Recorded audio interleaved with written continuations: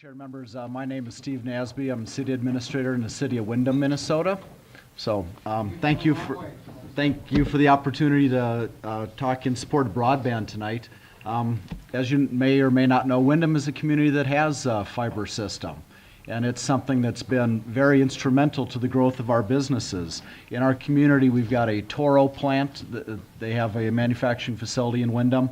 Of course, their headquarters in the metro. We have a Fortune 500 trucking. Fortune Trucking is a large company, big game, fast manufacturing. Certainly the hospital, telemedicine's been talked about. But just a couple of very quick examples. Fast manufacturing bought 22 acres in our new industrial park so they could manufacture agricultural equipment. They're going to employ about 90 people, but one of the reasons they moved from or adding to their location in our park is because of the fiber optics and because of that connectivity. Fortune Trucking that I mentioned, they're a trucking company on the outskirts of town. They had an incumbent provider and couldn't provide them the bandwidth, and they were going to pick up and move. They were going to relocate to New Mexico.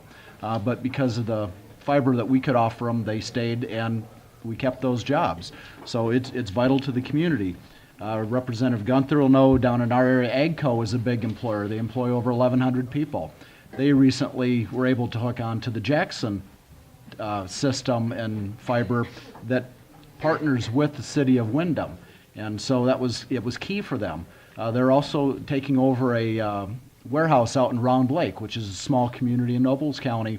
Sather Cookies or Sather Candies was over there. They vacated that. They moved on. Round Lake sat with that warehouse for several years, didn't know what they were going to do with it. And AGCO was able to move in there, and part of the reason they could do that is because they had that fiber connection. So it's something that's just vitally important. And the partnerships that can be created are both public and private. And it's something that I think has been a real need in southwest Minnesota and other parts of the state. And I certainly thank Representative Simonson for the bill and appreciate your time today. Thank you very much. We appreciate your testimony.